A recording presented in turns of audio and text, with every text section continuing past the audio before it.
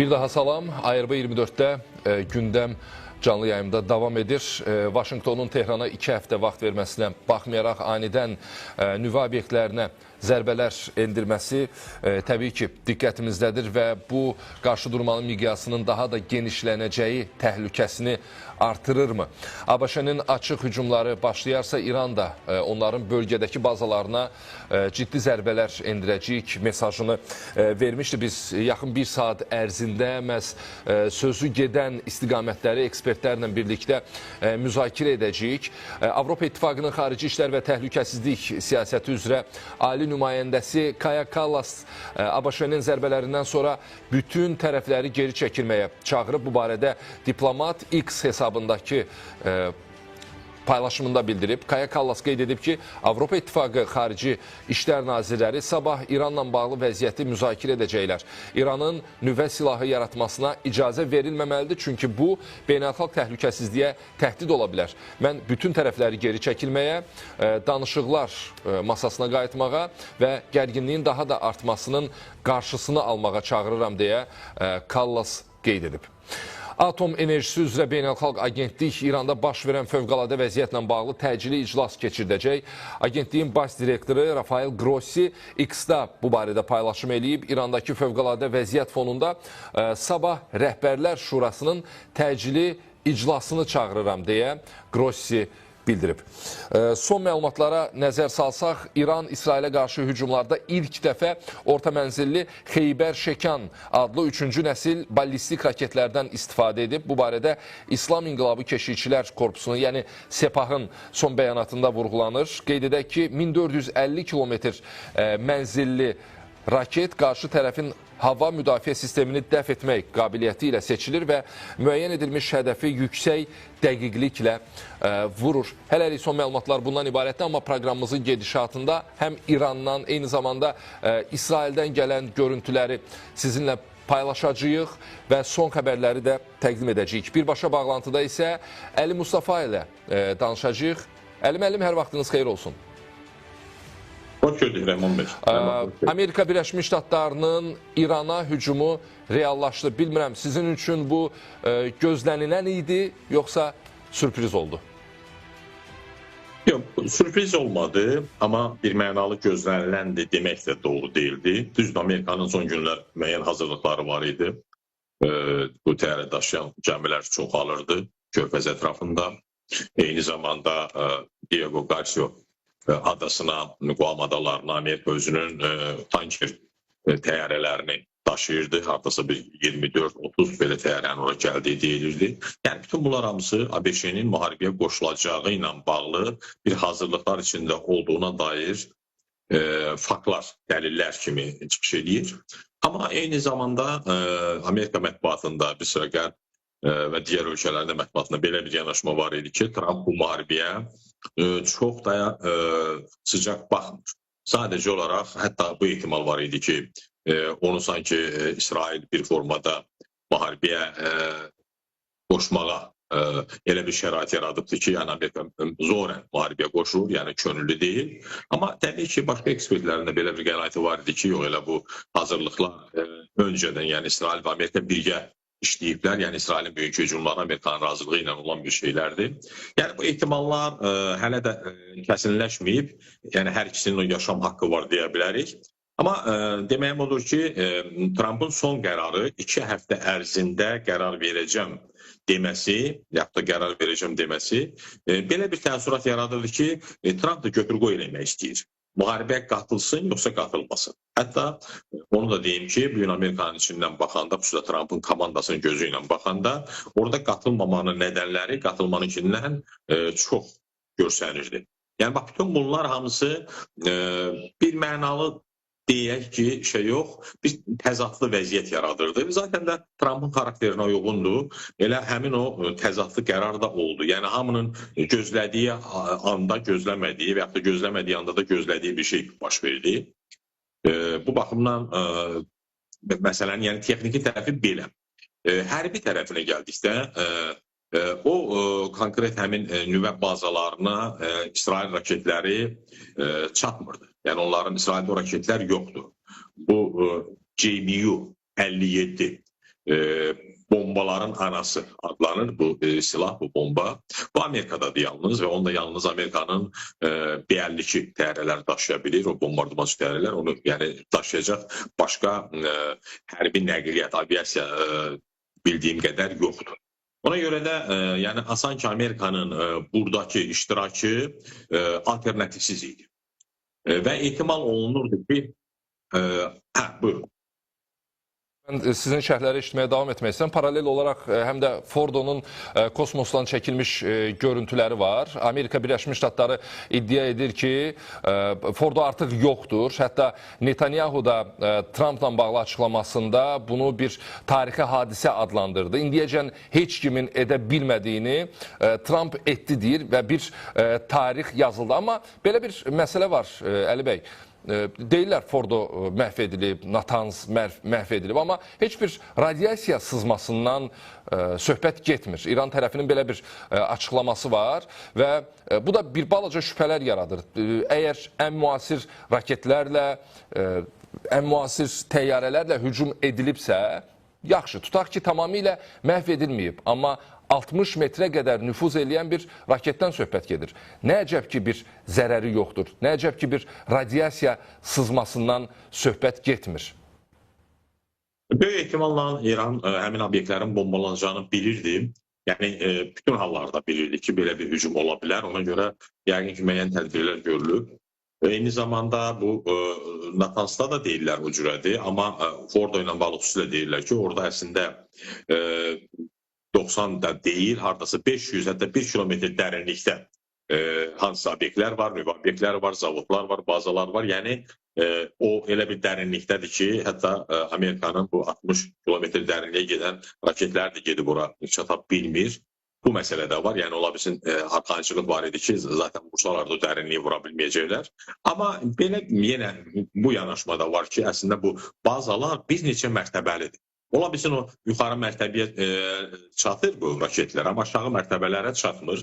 Yəni, o daha təhlükəli, əgər orada deyək ki, nüvə maddələri varsa, uran varsa, başqa şey varsa, o daha dərin qatlarda saxlanılır. Yəni, orada heç bir halda sızmaq, müdaxilə etmək mümkün deyil. Ona görə də radiasiya sızması yoxdur. Təbii ki, əlbəttə, mən başa düşürəm ki, bu ümumiyyətlə razılaşdırılmış müharibə, razılaşdırılmış bombardıman, artıq bu fikirdə var, indi bir çox dünya simlərində rast gəlirəm. Deyirlər ki, öncədən İran və Amerikanın arasında bir razılaşma var idi, bu olub. Hər halda bu atılan addım bir neçə baxımdan baxsaq, əhəmiyyətli hadisədir. Birinci, bir formada Amerika müharibəyə qatıldı. Düzdür, onlar bəyan elədilər ki, bu bir dəfəlik aktdır, yəni bu təkrarlanmayacaq, yalnız bir dəfə baş verir və bununla da tutarır. İkinci, belə bir informasiya var idi ki, artıq İranın da, İsrailin də silahları tükənir və sonradan bir xoşagəlməz bir vəziyyət yaranacaq. Yəni bunlar birazdan, yəni bu müharibəni dayandırmaq üçün, savaşı dayandırmaq üçün çarələr axtaracaqlar. İndi sanki Amerikanın prosesə qatılması, döyüşə qatılması bu müharibəni dayandırmaq üçün legitim əsaslar yaradır. Artıq hər iki tərəfdə belə deyək də, burada uzaq çıxa bilirlər ki, artıq Amerika nöqtəni qoydu və sonra da tərəflərə dayan dedi. Amma indi ola bilər İran qarşı cavab versin. Konkret olaraq Amerikanın bazaları ilə bağlı, Körfəzlə bağlı, Hörmüz körfəzindəki onun ümumiyyətlə 10 minə qədər İranın dəniz minalarının olduğu deyilir və ehtimal olunurdu ki, o körfəzi minalaya bilər. Əlbəttə, bu da asan məsələ deyil. Elə İran öz üçündə, körfəz ölkələri üçündə çox ciddi sorunlar yaradır. Dünyada neftin bağlaşması ilə bağlı problemlər yaradır. Bu da var, amma bu yaxınlarda hətta belə bir məlumat da var idi ki, İran özü o körfəzdə olan neft ehtiyatlarını çox sürətlə satıb tutarmağa çalışır. Yəni, o da düşünür ki, bu münasibətlər sərtləşə bilər, hətta İsrail o adaları vura bilər, hansı ki, orada İranın nefti ora yığılır və oradan sonra daşınır, satılır və s. Yəni, son vaxtlar belə bir məlumat var idi ki, orada da artıq o bunkerlər boşdur. Deməli, İran hər ehtimala qarşı körfəzdəki neft ehtiyatlarını satıb satış bazara çıxardı. Yəni, açığı vəziyyət belədir ki, yəni yaxın günlərdə bir formada aydınlaşacaq ki, burada doğrudan da bir razılaşdırılan, uzlaşdırılan bir hadisə baş verib, bir dəfəlik hadisə baş verib, yoxsa da gerçəkdən Amerika bu addımı atıb və beləliklə də ola bilsin həm də İsrailin o narahatçılığını aradan qaldırıb, yəni konkret olaraq İranın nüvə proqramı İsraili ən çox narahat edən məsələ idi. İndi bu formada Trump prosesə müdaxilə edir. Həmin xüsusilə daha çox hansı bazalar ki, ehtimal olunurdu ki, daha çox nüvə proqramı orada gerçəkləşir, o uran orada saxlanılır, yəni bomba orada hazırlana bilər. Yəni həmin obyektləri vurmaqla sanki bu mövzunu bağladı. Beləliklə də yəni növbəti mərhələyə çıxmaq, danışıqlar müstəvisinə qayıtmaq imkanı yaratdı. Amma təbii ki, müharibə böyüyə də bilər. İndi biz onu görəcəyik, yaxın günlərdə görəcəyik. Əgər Amerikanın müdaxiləsi bu doğrudan da o hansısa razılaşmalara sığmırsa və İran tərəfi indi yeri gəlmişən onu deyim, İran BMT Təhlükəsizlik Şurasının iclasını çağırıb, yəni Amerikanın bu hərəkəti ilə bağlı, yəni suveren bir dövlətə müdaxilə və s. beynəlxalq hüququn pozulması bu kimi əsaslarla. İndi baxacağıq. Yəni hadisələrin gedişindən bəlli olacaq ki, bu məsələni bitirmək üçün idi Trump'ın bu demarşı, yoxsa əksinə müharibənin dairəsi böyüyür, iştirakçılar böyüyür. Çünki ehtimallar var idi ki, əgər Amerika qarışarsa, o halda Çinin də, Rusiyanın da, başqa dövlətlərin də savaşa qatılması və 3-cü Dünya Savaşının başlaması ehtimalları da var.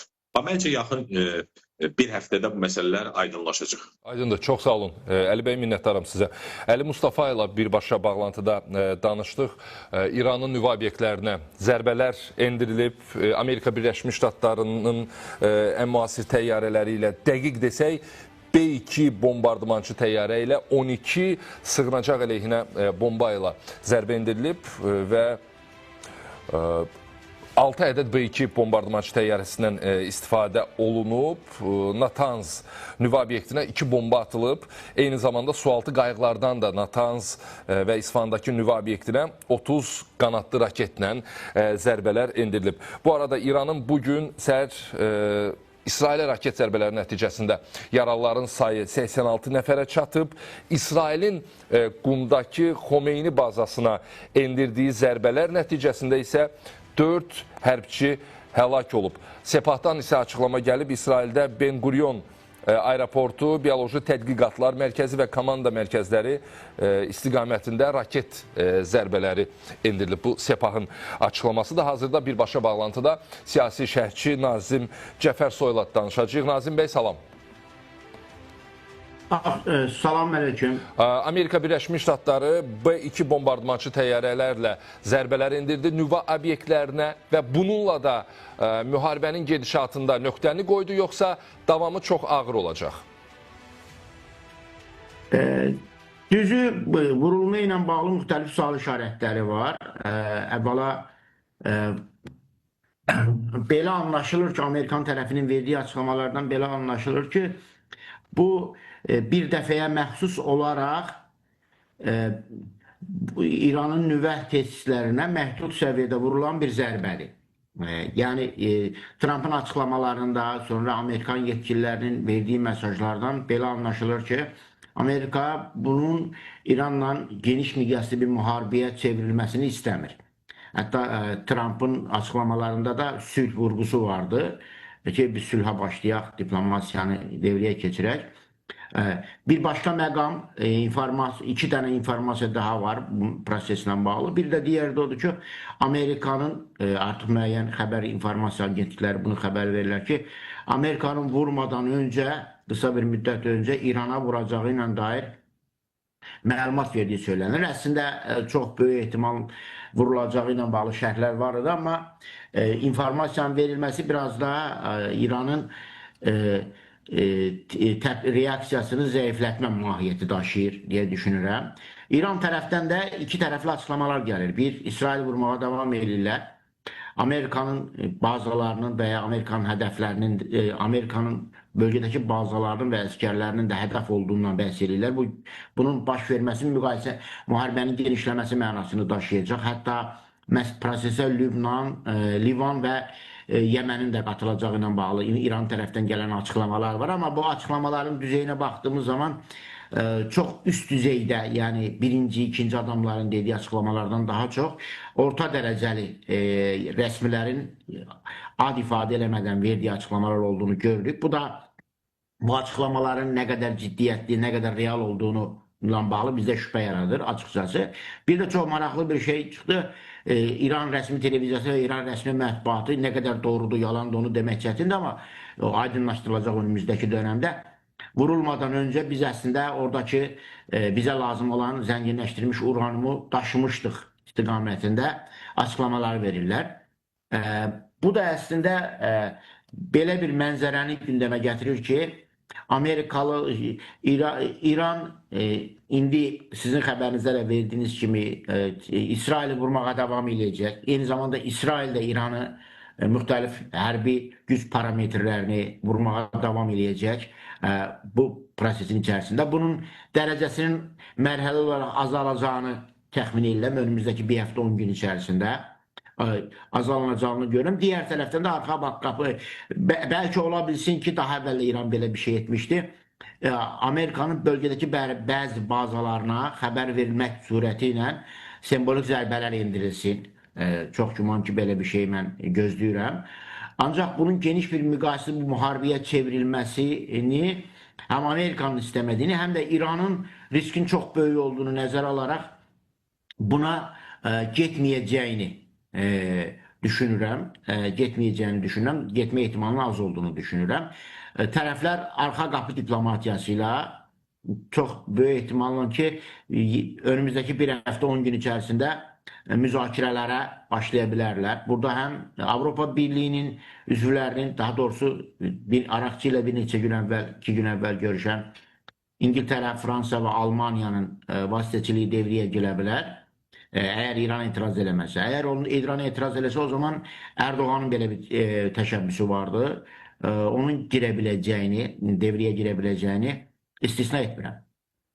Nazim bəy, siz İran tərəfindən gələn iddialarla bağlı danışdınız. Məsələn, İran Dövlət Televiziyasının açıqlaması ki, oradan vaxtında lazım olan zənginləşdirilmiş uran və digər xammallar çıxarılıb. Amma belə bir maraqlı sual yaranır. Biz İsrail kəşfiyyatının əslində nələrə qadir olduğunu bilirik. Yəni, İranın ən yüksək rütbəli hərbçisinin mənzilinə endirilən raket zərbəsi elə bu kəşfiyyatın necə yaxşı işlədiyi xəbərini verir. Belə bir məqamda o daşınma prosesini necə olur ki, həm Amerika, həm İsrail tərəfi əvvəldən bilməyib və ya tuta bilməyib, əgər təbii ki, bu iddialar doğrudursa? Burada iki məqam var da. Birincisi, bu cür vəziyyətlərdə ən pis vəziyyət senarisi ilə hərəkət edir devlətlər. Bu milli təhlükəsizlik məsələlərində birinci şey ən pis vəziyyət senarisidir. Əslində bir xeyli müddətdir, yəni bir neçə ayda əslində gedən bir proses, Trump gələndən sonra. Hamımızın, sizin də mən verilişlərinizdə belə bir təhlil edirdi ki, xatırlayırsınızsa ki, burada İran üçün vəziyyət arzu olunmaz olacaq. Bu arzu olunmaz, yəni Trump administrasiyasında İsrail tərəfdarları çox güclüdür və vura bilərlər. Dəfələrlə bu istiqamətdə təhlillər vermişik. Mən də vermişəm, başqaları da veribdir.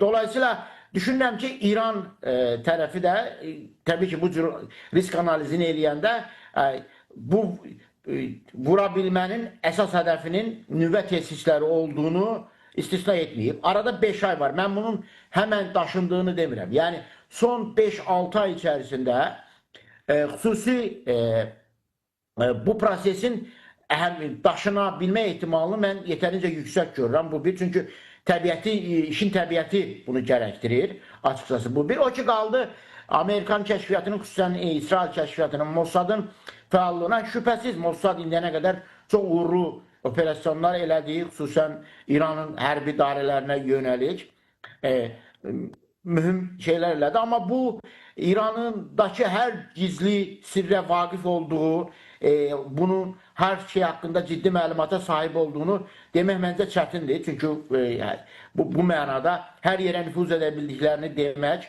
buna nüvə proqramı da daxil, düzü məncə şübhəlidir. Qismən nüfuz etdiklərini demək olar, amma tam olaraq o çərçivəyə daxil olmadıqlarını düşünürəm. Əgər tam anlamıyla nüfuz edə bilsələrdi, elə bu bombalama olmadan Mossad özü içərdə necə ki dronlarla və ya başqa vasitələrlə İranın indiyənə qədər 30'a yaxın hərbi üst rütbəli şəxsini öldürüb. Orada da bir sabotajla elə Fordonun içərisində ya da Natansda ya da İsfahanda daxildən sabotaj eləyərdi. Xüsusi olaraq təkid eləməzdi ki, Amerika prosesə daxil olsun. Fordonu vursun. Yəni özünün elə bir potensialı olsaydı içərdən, düşünürəm ki, onu istifadə etməsi daha ağla məntiqə uyğun olardı. Amerikalıların da bu prosesə bu qədər daxil olması nə ehtiyac olmazdı. Bu baxımdan şeyləm. Digər tərəfdən Fordo ilə bağlı verilən məlumatlarda onun texniki parametrləri ilə bağlı biz mətbuatda çox şey görə bilmədik. Yəni hansı dərinlikdədir, necədir.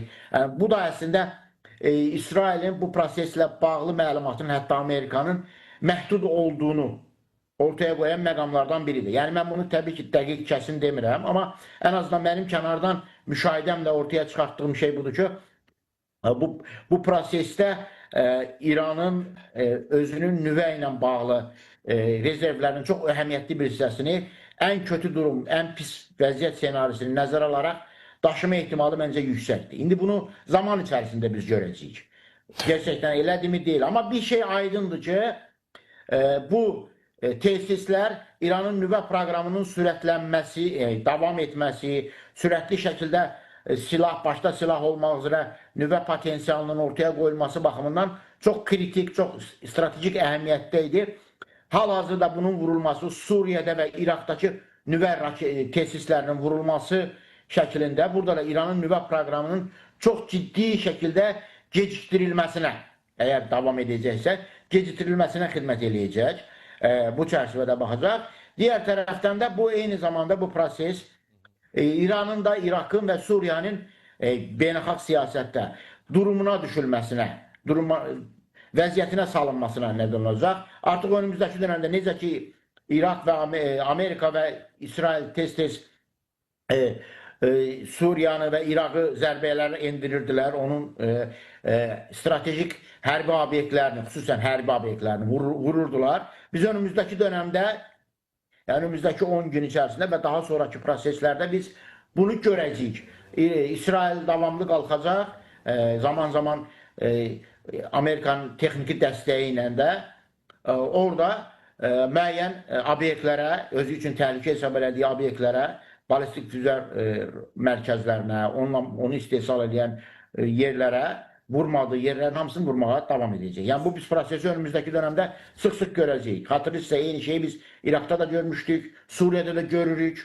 Önümüzdəki dönəmdə İranda da görəcəyik. Kritik mərhələ bu mövqedə İsrail üçün də, ABŞ üçün də artıq aşılıbdır. Aydındır. Nazim bəy, çox sağ olun. Çox təşəkkür edirik sizə. Qeyd edim ki, Nazim Cəfərsoy, siyasi şərhçi bizim suallarımızı cavablandırdı. Xatırlayırsınızsa, bir neçə gün bundan qabaq Rusiyadan, Kremldən bir açıqlama var idi ki, İranın son vurulan nüvə obyektlərində Rusiyalı mütəxəssislər çalışır. Belə bir açıqlama verilmişdi və Rusiyadan hansı reaksiya gələ bilər və orada çalışan Rusiyalı mütəxəssislərdən nə xəbər, onların axırı necə olub? Bax, bu da maraqlı məqamlardan biridir. Az sonra studiyamızın qonağı ilə məhz bu məsələni də müzakirə edəcəyik. Natanz, Fordo və İsfahandakı nüvə obyekti vurulub Amerikanın bombardımançı təyyarələri tərəfindən və bu hücumdan sonra İran tərəfindən belə bir məlumat gəlməyə başladı ki, Fordo nüvə obyekti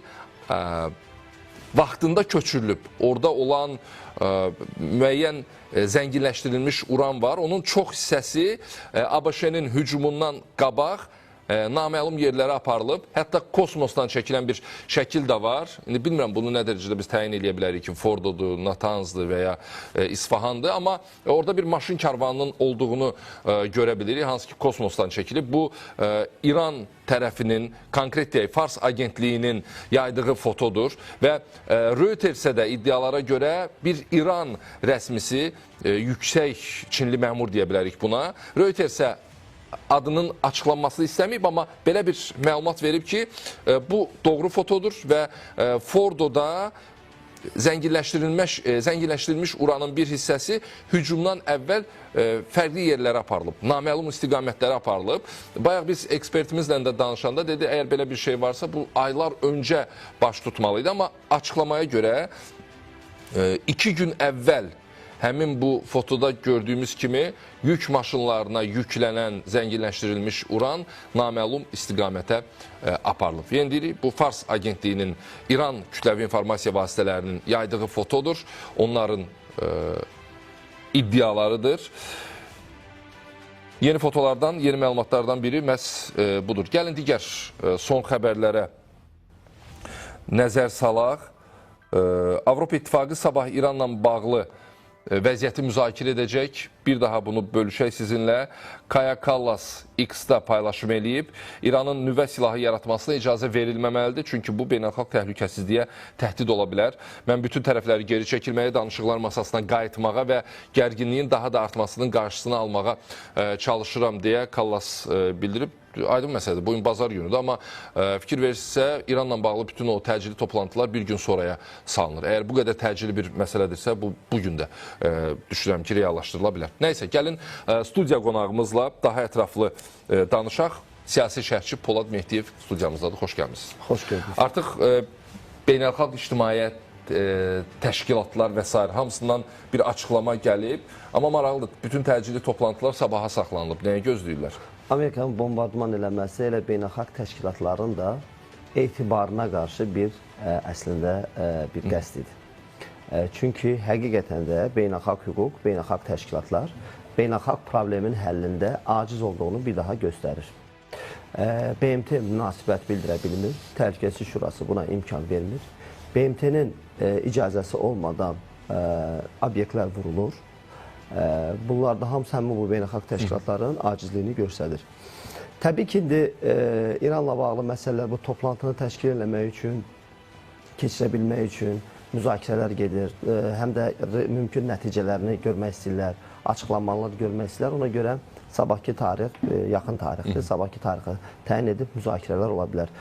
Araqçının məlumatına əsasən BMT Təhlükəsizlik Şurasını da təcili toplantıya çağırıb.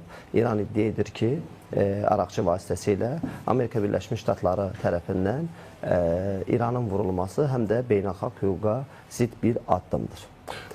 Polad bəy, Amerika Birləşmiş Ştatları bu qədər xərc çəkib, ən son raketlərdən, heç bir yerdə istifadə etmədiyi silahlardan istifadə edərək nüvə obyektlərinə zərbələr indirib. İndi İran tərəfi iddia edir ki, biz Fordonu vaxtında daşımışıq bir neçə gün qabaq, fotonu da bölüşüblər, az əvvəl siz də gördünüz. Danışıqlar masasına qayıtmaq üçün nə lazımdır və İran bu hərəkətləri ilə sanki biz davam edəcəyik mesajını verir və vaxtında təhlükəsizliyi ilə bağlı tədbirlərimizi görmüşük. Siz bizə heç nə eləyə bilməzsiniz mesajını ötürməyə çalışır. Bu belə ümumi yaranan bir fondur sözlə açığı. Bilirsiniz, məsələnin kökü və işin əhəmiyyəti daha dərindir.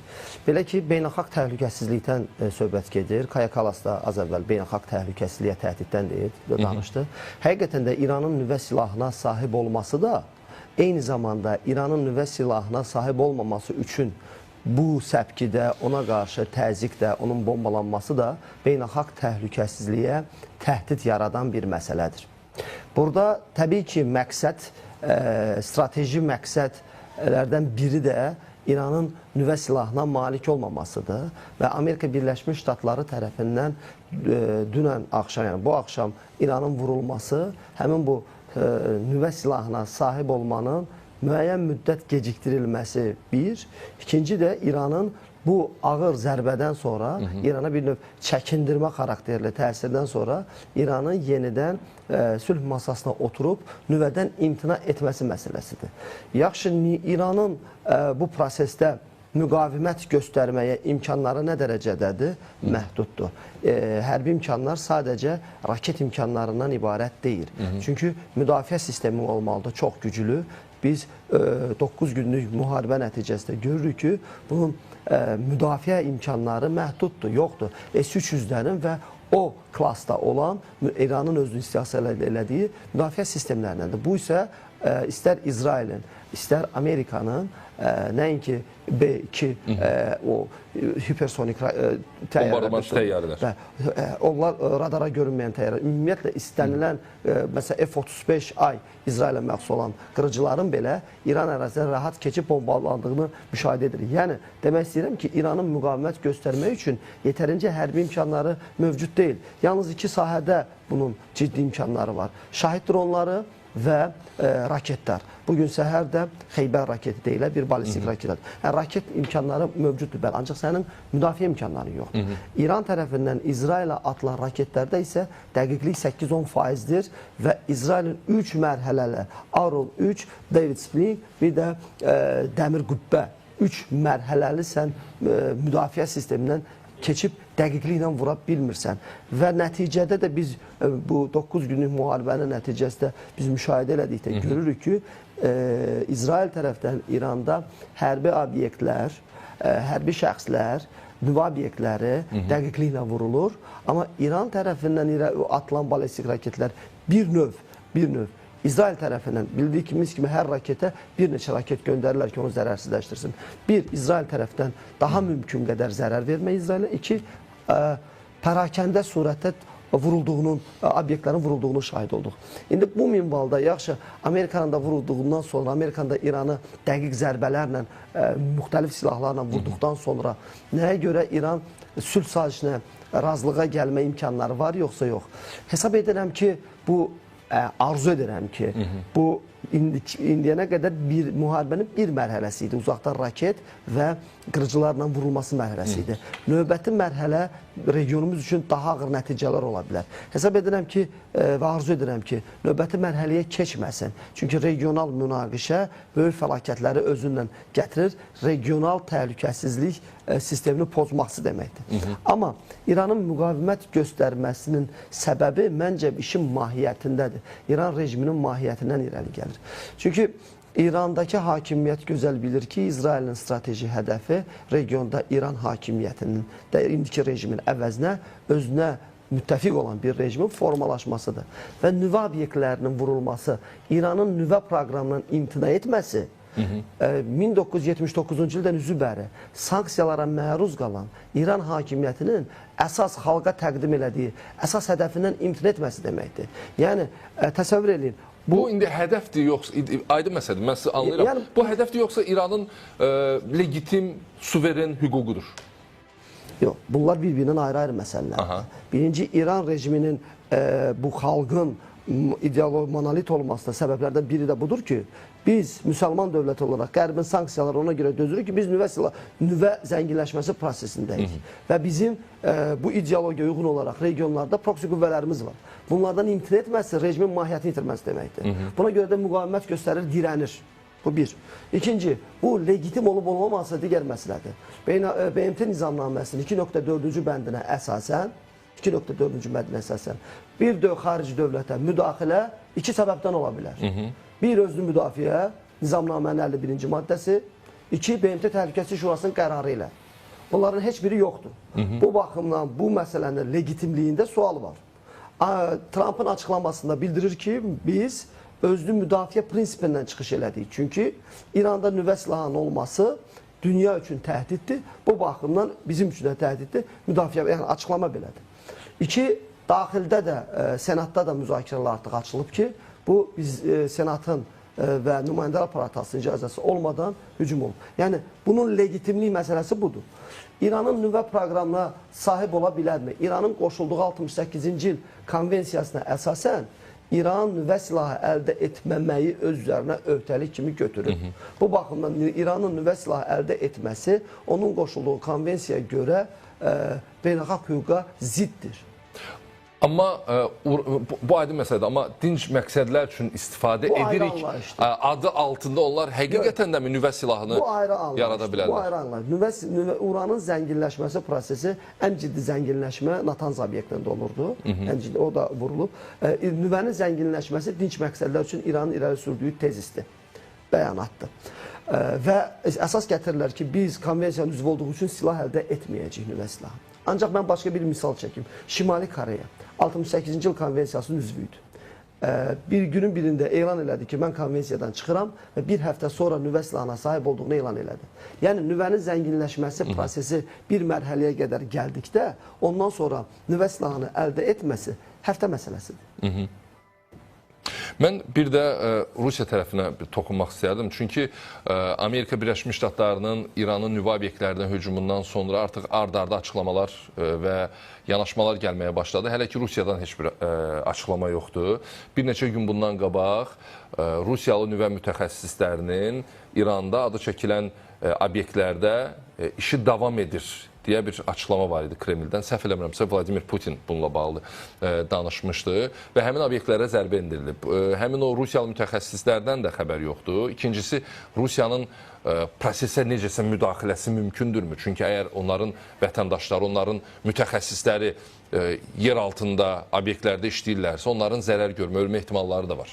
Donald Trump hakimiyyətə gəldikdən sonra siyasi istiqamətlərini müəyyən edib, təhlil edərək belə qənaətə gəlirdik ki, Amerika Birləşmiş Ştatları üçün Rusiya müharibədən xilas olunacaq, Ukrayna müharibəsindən. Strateji hədəf Çindir, amma düşmən İrandır.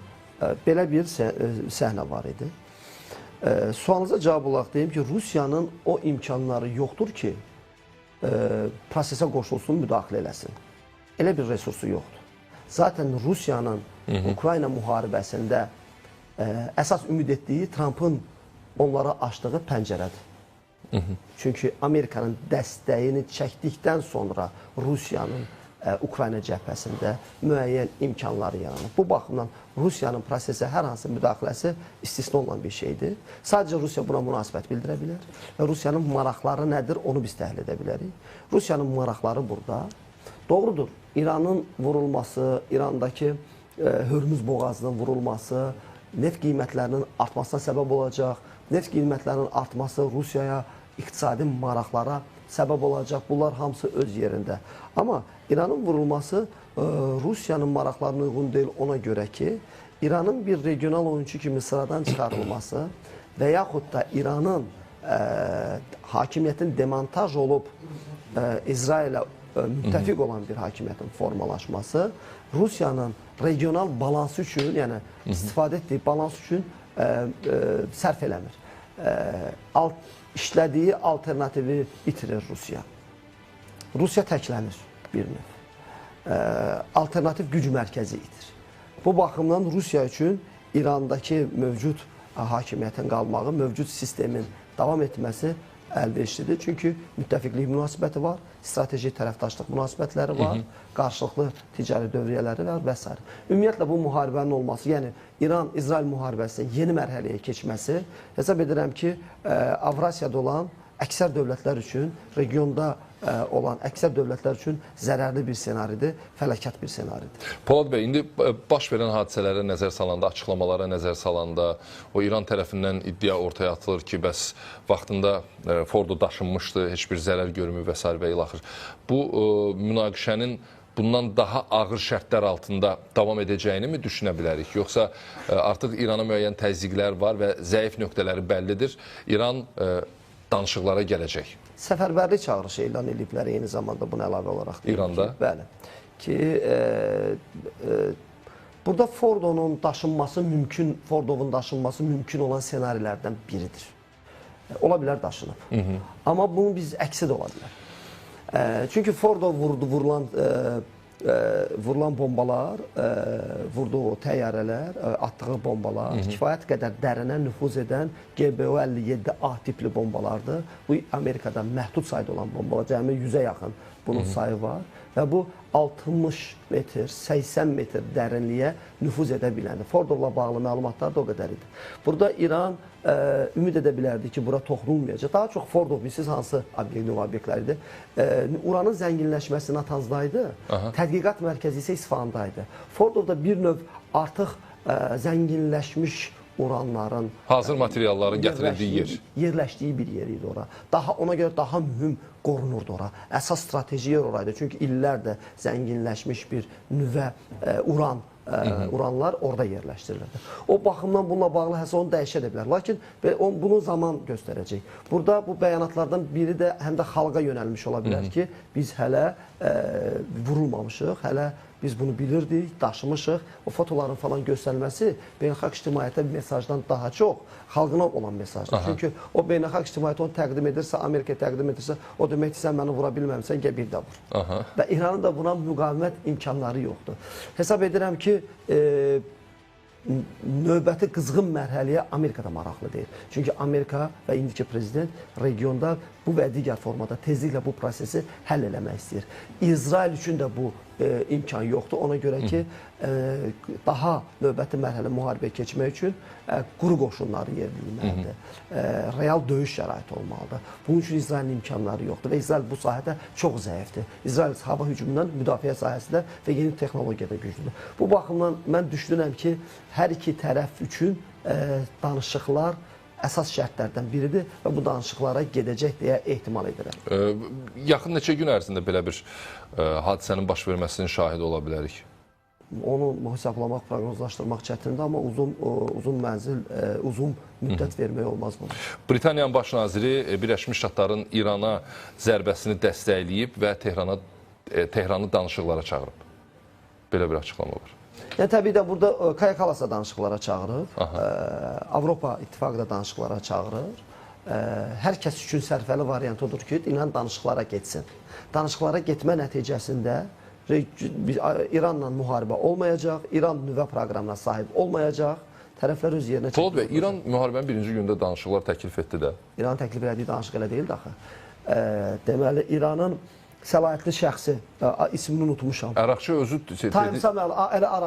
dedi ki, Birləşmiş Ştatlara verməyə hazırıq bu sənədləri. Dedi ki, Amerikanın təklif elədiyi şərtlərlə danışıqlar qəbul edilməzdi tərəfimizdən. İran danışıqlara hazırdır, yeni danışıqlar paketi təklif edir. Müharibədən bir gün əvvəl bunu dedi. İran deyir ki, mən uranı zənginləşmədən imtina etməyəcəm. Pezişkiyanın bəyanatı var idi ki, nüvə silahı əldə etməyəcəyik, bununla bağlı istənilən danışığa hazırıq, amma uranın zənginləşməsi İran xalqının təbii hüququdur. İran uranın zənginləşməsindən imtina etmək istəmir. Amerika və İsrail isə uranın zənginləşməsini nüvə silahı kimi başa düşdür, ona görə qadağan. Çox sağ olun Polad bəy, təşəkkür edirəm. Siz sağ olun, evet. Təşəkkür edirəm suallarımızı dolğun cavablandırdığınız üçün. Polad Mehdiyev studiyamızın qonağı idi. Təxminən 20 dəqiqə ərzində biz regionda gedən prosesləri müzakirə etdik. Vurğuladım, amma bir daha demək istəyirəm ki, Britaniyanın baş naziri Keir Starmer İranı yenidən nüvə proqramı ilə bağlı danışıqlara qayıtmağa çağırıb. Bu barədə Keir Starmer X-daki hesabında yazıb, paralel Kaya Kallasında İranı danışıqlara çağırması ilə bağlı bir yazısı var idi. Digər məsələlərə nəzər salanda son xəbər, son hadisələrdən söhbət gedir. Diqqətinizə çatdırım ki, İranın bugün səhər İsrailə raket zərbələri nəticəsində yaralıların sayı 86 nəfərə çatıb. İsrailin Qumdakı Xomeyni bazasına endirdiyi zərbə nəticəsində 4 hərbçi həlak olub və İran tərəfindən yayılmış bir foto var. Kosmosdan çəkilən şəkildən söhbət gedir. O fotonu indi bölüşə bilərik deyə düşünürəm.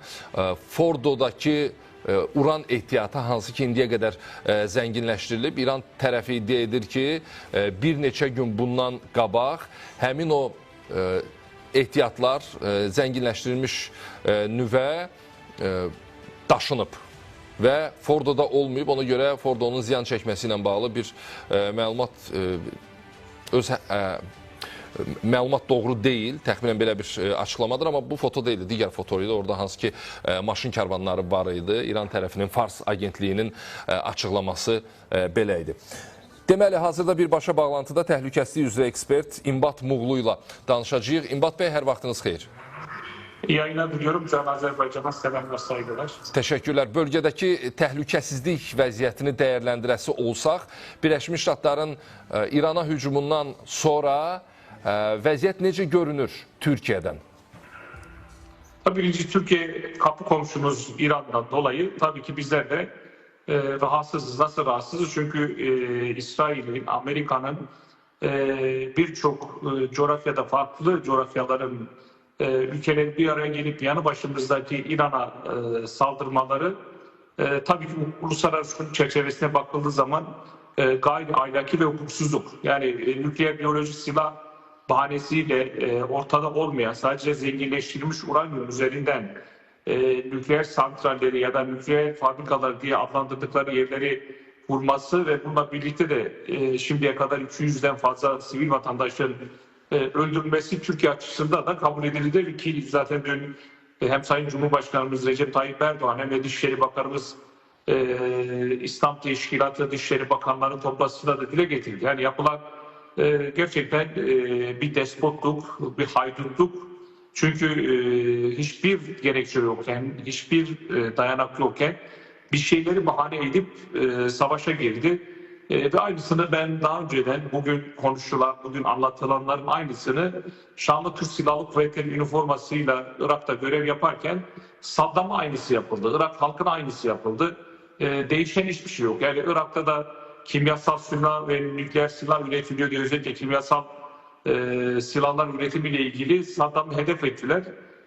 Ve Saddam ve 20 küsur yıldır da 2003'ten 2025 yılındayız. Yaklaşık 22 yıldır halen Irak kan ve ölüm. Halen Irak'ta savaş ortamı var. Huzur yok. Bölünmüş bir Irak var. Farklı mezheplere, meşreplere bölünmüş, hatta Irak Kürt bölgesi yönetiminde bağımsızlık neredeyse niteliğinde olan bir yapıyla baş başa kaldı. Aynısını bugün İran'a yapılmakta ve tabii ki bizim sadece İran kapı komşuluğumuz dışında bizim en önemli şey, bizi en çok belki millet olarak da ilgilendirdi, vatandaş olarak da bizi ilgilendiren en önemli mesele bugün 80 milyon İran nüfusunun 40 milyonu soydaşımızın olması. Yani bugün Güney Azerbaycan özbeöz ata toprağımız, ana toprağımız olan bu topraklarda ecdadımız yaşıyor, atalarımız Ve yaşıyor. yaşıyor. Nüvə təhdidi mövzusu həqiqətən də varsa, burada çıxış yolu nədir? Nüvə təhdidi ilə bağlı böyük bir problem mövcuddursa, həm Birləşmiş Ştatlar üçün, həm İsrail üçün, onların təbirincə desək, dünya üçün belə bir təhdid var. Onda çıxış yolunu necə tapmaq mümkündür? Tabii ki kimyasal ya da nükleer biyolojik silah üretiyorsanız ya da bununla ilgili silah üretimi yapıyorsanız tabii ki biz de buna karşıyız. Millet olarak da karşıyız, devlet olarak da karşıyız. Ama bunun bir çerçevesi olur. Uluslararası Atom Enerji Kurumu'nu çağırırsınız. Uluslararası arenadaki sadece İsrail istedi ya da Amerika istedi diye değil. Bütün dünyanın belirli bu işlerle uğraşan, bu işin akli selim olan ve bu işlerden anlayan bilim adamlarını çağırırsınız. Ülkenin liderlerini çağırırsınız. Bugün Türkiye'de toplanan örnek İslam İşbirliği Birliği çerçevesindeki Dışişleri Bakanı değil, sadece Türkiye'de değil, bütün neredeyse bu coğrafyaya bu işle ilgilenen bütün Dışişleri Bakanlarına, ilgili birimlerini toplarsanız gidersiniz yerinde tespit edersiniz ki burada böyle bir silah, böyle bir üretim, böyle bir konu var mı diye bunu oturup konuşursunuz. Ama bir bahaneyle, bugün bir şey bahane edin, saldırmaları kötü. Yoksa biz de nükleer biyolojik hemen yanı başımızda. Çünkü bugün eğer o nükleer biyolojik silah üretimi olursa ve gerçekten de bu gerçekse en çok can Azerbaycan'a zarar verecek, en çok Türkiye'ye zarar verecek. Yani çünkü yanı başımızda olan ülke bu. Bunun zararı 11 bin kilometre ötedeki Amerika'ya ya da 15 bin kilometre ötedeki bir ekvatordaki kimseye ulaşmayacak. Yine yanı başındaki bizlere dokunacak. Tabii biz de buna karşıyız. Biz de böyle bir üretimin yapılmasına karşıyız. Ama gerçekten böyle bir üretim varsa bunu engelleyecek olan her şeyden önce hukuktur ve bunu engelleyecek olan yine beşeridir. Ama kalkıp da siz bunu silahla bitirmeye çalışırsanız tabii ki yansımaları olumsuz olacaktır. Dileğimiz o ki bir an önce İsrail ve İran savaşının bitmesi, Amerika'nın sağduyulu davranarak bu şekilde elin ayağını çekerek İsrail'i de İran'ı da bir masa, sulh masasına toplayıp bu olayı çözmesi. Yoksa bu savaş gerçekten 3. Dünya Savaşı'na evrilecektir. Çünkü Çin şu an sessiz, şu an Rusya sessiz.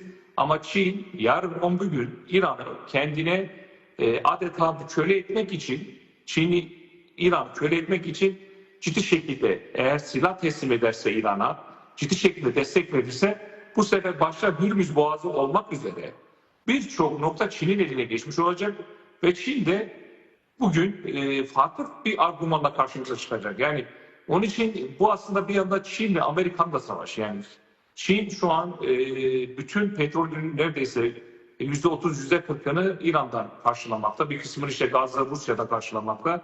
Şimdi bu iki ülkenin yarın bugün İran'a destek vermesiyle birlikte bu sefer ipler tamamen kopacaktır. Bu sefer Amerika, Avrupa, hatta NATO üyesi birçok ülke bunu bir savaş sebebi ilan edecektir ve NATO olarak savaş sebebi ilan edecektir. NATO üyesi olan ve en güçlü ordusu olan Türkiye Cumhuriyeti Devleti.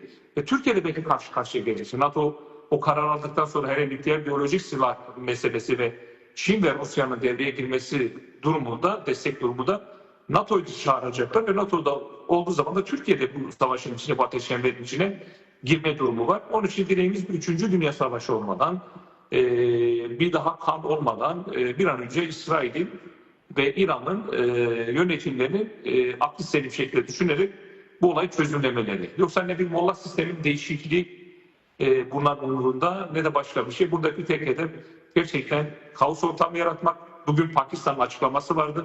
Bugün Pakistan'ın İran'la ilgili açıklaması çok önemliydi. Nasıl önemli? İran'ın destekledi. Peki Pakistan'la bu coğrafyada en yakın olan ülke kim? Azerbaycan ve Türkiye. Yani müttefik dediğimiz kardeş dediğimiz ülkelerden biri. Ortak askeri tatbikatlar yapmış olduğumuz, askeri alanda gelişmeler, ekonomik alanda, siyasi ve kültürel alanda birçok birlikteliği birlikte yapmış olduğumuz Pakistan'dan bahsediyoruz. Bugün Pakistan bile rahatsız oldu. Çünkü İsrail'in şu tehdidi oldu. İsrail dedi ki biz şeyden sonra, İran'dan sonraki hedefimiz Pakistan dedi. Pakistan'da da benzer oluşum var dedi ve Pakistan hedef aldı. Pakistan'da böyle bir durumu, böyle bir zulmü karşı karşıya gelmemek için bugün İran'la ilgili çok ciddi bir açıklama yaptı ve uluslararası, sadece İsrail ve Amerika değil, uluslararası arenada eleştirildi. Yani kalkıp da böyle bir saldırının hukuk çerçevesinde sığınmadığını anlattı. Onun için sağduyulu olmaları lazım ve çünkü bizim coğrafyamız Rusya-Ukrayna savaşında en çok etkilenen ülkelerin başında Azerbaycan ve Türk devletleri gelmekte. Aynı şekilde Türkiye gelmekte. Bu savaşın da bize zarar vermemesi için bizlerin de ara buluculuğuna devam etmemiz lazım. Hem Azerbaycan'ın hem Türkiye'nin ve Türk devletlerinin bunun bir an önce bitmesi lazım. Təşəkkürlər İmbat bəy, minnətdaram sizə. Təhlükəsizlik üzrə Türkiyəli ekspert İmbat Muğlu ilə birbaşa bağlantıda danışdıq. Deməli, Böyük Britaniyanın biznes və ticarət üzrə dövlət naziri Jonathan Reynold Sky News-a açıqlama verib, deyir ki, Britaniya hökumətinin ABŞ-nin İrana hava zərbələri endirmək planlarından xəbərdar idik, amma hərbi əməliyyatlarda Britaniya iştirak eləməyib. Mən sizə dəqiq nə vaxt bildiyimizi deyə bilmərəm, amma gözlədiyiniz kimi bu addım haqqında əsas müttəfiqimiz tərəfindən məlumatlandırılırdıq deyə Reynolds bildirib. O həmçinin vurğulayıb ki, Amerika Birləşmiş Ştatları tərəfindən Böyük Britaniyaya Hind okeanındakı Diego Garcia hərbi bazasından istifadə ilə bağlı heç bir rəsmi tələb, istək daxil olmayıb. Nə baş verdi? Birləşmiş Ştatlar deməli, İranın nüvə obyektlərinə hücum elədi. Fordo nüvə obyektinə 6 ədəd B-2 bombardımançı təyyarə ilə 12 sığınacaq əleyhinə bomba ilə zərbələr endirildi. Bu barədə məlumatı bir neçə saatdır canlı efirlərdə müzakirə edirik. Natanz nüvə obyektinə isə 2 bomba atıldı. Eyni zamanda sualtı qayıqlardan Natanz və İsfandakı nüvə obyektinə 30 qanadlı raketlərlə zərbələr endirildi. Biz dünyada və Azərbaycanda gedən prosesləri diqqətlə izləməyə davam edirik. Siz də son məlumatlardan xəbərdar olmaq üçün diqqətlə ARB 24-ü izləyə bilərsiniz. Özünüzdən müğayət olun. Görüşərik.